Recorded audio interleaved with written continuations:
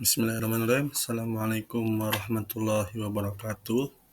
Perkenalkan, saya Muhammad Fatur Rahman, asal Fakultas Agama Islam, Prodi Pendidikan Agama Islam. Di sini saya akan menjelaskan apa itu pendidikan multikultural. Pendidikan multikultural adalah keberagaman dan kebudayaan. Multikultural juga itu adalah dua kata yang disambungkan. Kultur itu artinya kebudayaan, dan multi itu banyak. Nah, multikultural juga menunjukkan bahwa diskusi multikultural tidak hanya terkait dengan perbedaan budaya, tetapi juga keberagaman agama, ras, dan etnis. Sebelum lanjut ke pembahasannya, di sini saya akan memperlihatkan daftar isi. Nah, di sini ada yang pertama ada pendahuluan, pembahasan, dan penutup. Pertama-tama itu pendahuluan. Di sini era globalisasi merupakan gelombang besar yang dapat membuat perubahan sosial budaya dan keagamaan globalisasi.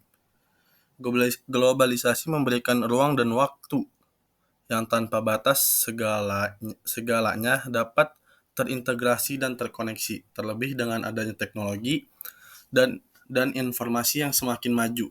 Nah, manusia dengan mudah berkomunikasi dengan manusia lainnya yang berbeda negara, budaya, kesenian, dan bahasa, bahkan sampai agama.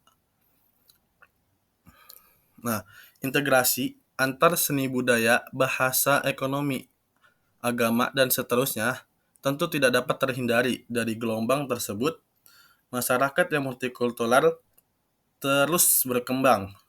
Namun tidak sedikit permasalahan yang mengemukakan karena adanya gelombang besar itu. Jadi itulah pendahuluan dari multikultural, pendidikan multikultural. Dan di sini ada lanjutan pendahuluan. Nah, tadi karena adanya multikultural itu, jadi terkadang bisa merebaknya konflik sosial yang sering terjadi menjadi bukti nyata. Seperti berkembangnya kelompok teroris di berbagai belahan negara di dunia dengan berbagai bentuk. Misalnya, karena perebutan kekuasaan, penegakan negara syariah, tumbuhnya kelompok-kelompok yang menyerukan anti-demokrasi, anti-liberal, dan anti-barat. Keberadaan masyarakat di tengah-tengah kehidupan yang konflik tentu dapat menghambat pada perkembangan kesejahteraan masyarakat. Selain itu, masyarakat juga tidak akan sempat memikirkan kemajuan peradaban. Jadi itulah yang dibahas dari pendahuluan. Sekarang kita lanjut bab 2, yaitu pembahasan. Nah, baik. Jadi di sini akan kita masuk ke bab pembahasan. Yang pertama di bab pembahasan itu ada dekadensi nilai di era globalisasi. Konflik sosial dan budaya era globalisasi telah memicu konflik sosial yang signifikan, terutama akibat perbedaan budaya, agama, dan ekonomi. Di Indonesia, krisis multidimensional pasca reformasi tahun 1998 terlihat melalui konflik di berbagai daerah seperti Aceh, Papua, dan Maluku yang menunjukkan ketegangan antara identitas lokal dan nasional. Selain konflik sosial, di sini juga ada konflik perdagangan.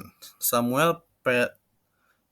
Huntington berpendapat bahwa konflik saat ini lebih bersifat ideologis dan budaya, bukan hanya politik atau ekonomi. Dan ia menekankan bahwa perbedaan peradaban, terutama antara Barat dan Islam, menjadi sumber utama yang ketegangan global.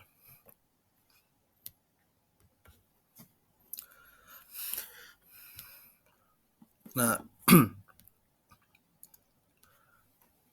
lanjutan pembahasan diskriminasi dan Islamofobia.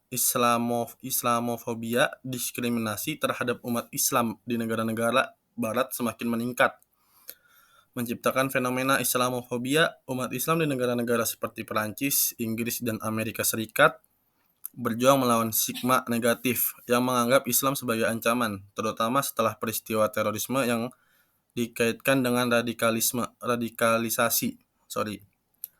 Terus di sini ada radikalisasi dan fundamentalisme. Agama seringkali menjadi pemicu konflik dengan meningkatnya radikalisasi dan fundamentalisme di kalangan beberapa kelompok. Doktrin agama yang ekstrim dapat mendorong individu atau kelompok untuk melakukan tindakan kekerasan, menganggap bahwa mereka berjuang untuk kebenaran.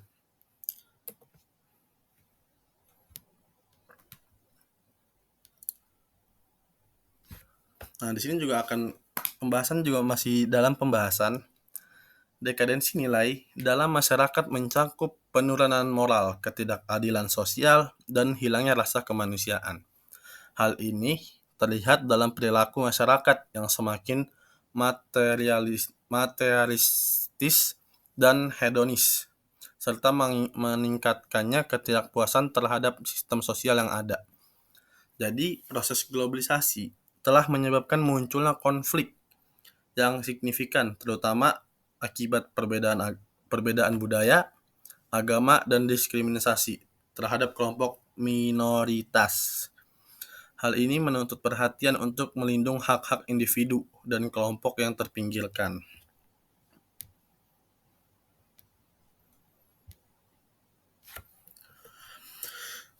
Masih dalam pembahasan, di sini kita akan membahas agama dan multikultural, tinjauan teologis dan empiris. Yang pertama, agama secara teologis tidak mengajarkan untuk berbuat yang merugikan orang lain. Contohnya, agama Islam hadir untuk membangun kepribadian manusia pada semua dimensi, baik dimensi kemanusiaan, emosional, dan intelektual, dapat menjadikan manusia yang sempurna dalam hubungan sesama manusia, sesama alam, dan Tuhan. Dan secara empiris, agama dapat berfungsi sebagai konstruksi sosial dan juga sebagai pemicu konflik.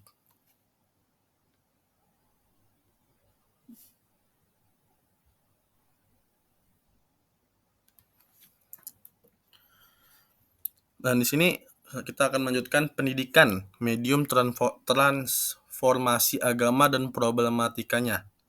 Pendidikan sebagai usaha dasar membangun peradaban, menjadikan manusia kuhnyah, dan upaya mewujudkan manusia yang dapat memanusiakan manusia.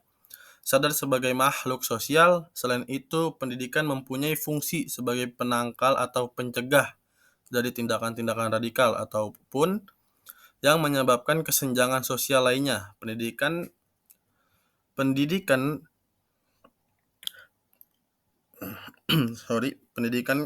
fungsi kontrol sosial. Orang tua dan guru berpengaruh kuat terhadap pembentukan karakter anak.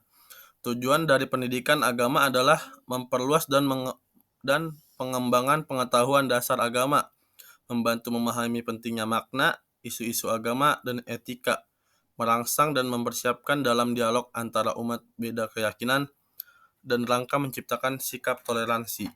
Jadi itu adalah pendidikan, medium, transformasi agama, dan problematikanya.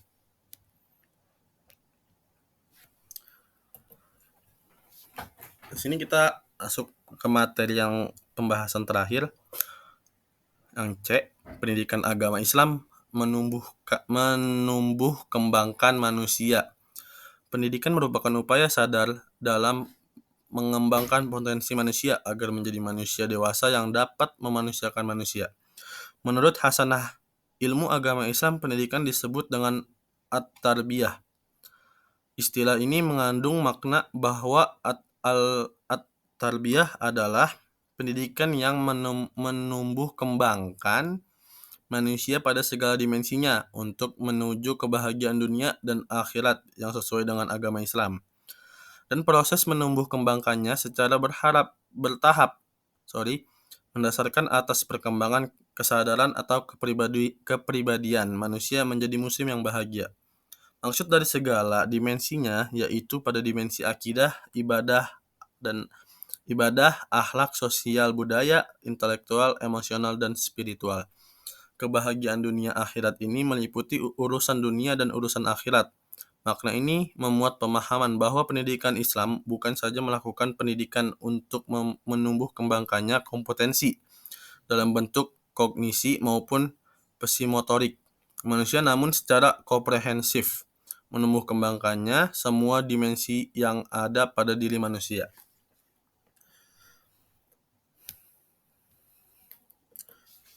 Jadi pada kesimpulan materi ini adalah pembahasan yang tadi kita bahas menekankan pentingnya multikulturalisme sebagai solusi untuk mengatasi konflik sosial yang muncul akibat perbedaan budaya dan agama dalam masyarakat.